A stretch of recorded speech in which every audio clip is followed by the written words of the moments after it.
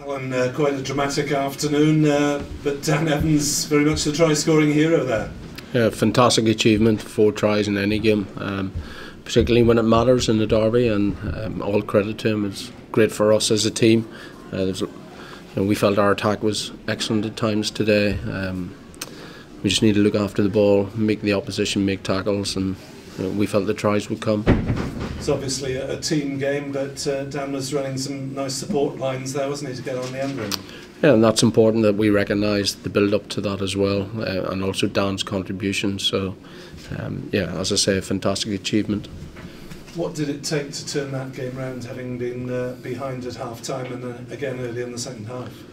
I think first and foremost, you had to understand at half-time that we dominated the game. There were, an intercept and a bounce of a ball from a kick chase, again, which ended up being an intercept that led to the Dragons scores.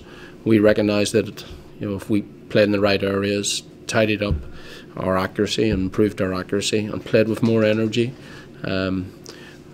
we really felt that it was a game we would win. Obviously it wasn't to score so early in the second half.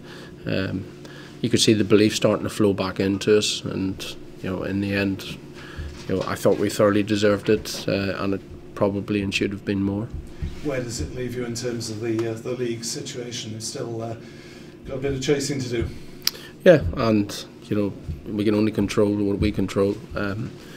We're away now to South Africa for 2 weeks, so they're going to be tough challenges, different elements, but a real opportunity to bond on the back of the last couple of months, and forget about everything that we're reading every day and the speculation that's been surrounding us as a club. It's nice to have some certainty now. How difficult a period has that been then for you and the squad? I don't know if anyone will ever know the extent of that or the measure of it, because the boys themselves front up and they've shown commitment throughout. So as I say, there's no manual for it as an individual or as a coach, and testament to everybody involved with the Ospreys that we try to stay task focused, and as you saw, we showed some good rugby today. What assurances have the board given to you as the future viability of the region then in the medium term? I'm not so sure the word viability should just be associated with the Ospreys, to be honest. As far as I'm aware, we're in as good a position as any of the other regions. And word about your contribution to the Grand Slam as well, with Alan Wynne-Jones Player of the Tournament, and a sizable Ospreys contingent then. Yeah, 7 to be spot on. They're fantastic. All credit to Wales. I felt they managed the tournament superbly. For us as Ospreys, tremendously proud of the boys, and we recognised that on Monday. The real credit to those men is the energy and the modesty they've come back with, and the focus that they've shown. George North's in the changing rooms helping out with the water bottles before the game today. You saw the 5 boys who played. Alan Wynne's been in and around the group, and for me, their humility, considering what they've achieved and are achieving, is a real testament to them as individuals.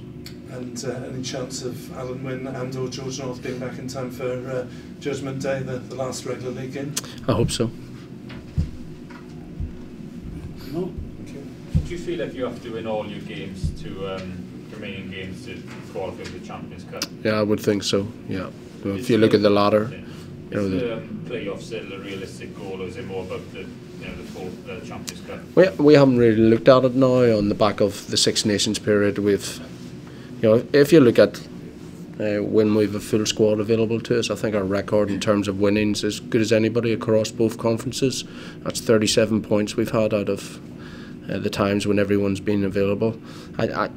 I should say on record that I read an article whereby the integration of players into the squad should maybe be drip-fed. It's actually incorrect. There's only one game in the regular Pro 14 season as such where we haven't picked our best available team, and that was away to Munster way back in September. Outside of that, we've picked our best available team. We've made some changes within that, and we've picked up 37 points, v7 points when those boys haven't been here. And that's not a criticism on the individuals who've really stepped up and displayed incredible effort in attack and defence in circumstances that have been incredibly difficult off the pitch. But it is a reflection of our depth and the experience within our squad.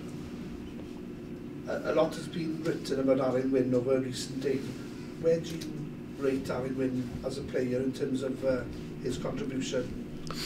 It's really interesting for me because when I came here first, I don't think people realised how good he was, and then I said, watch him. If you just watch him in a game of rugby and not the ball, his effort, his energy, outside the quality of his positional skills, he's a competitor. He's got the character for the position, the character for a physical sport.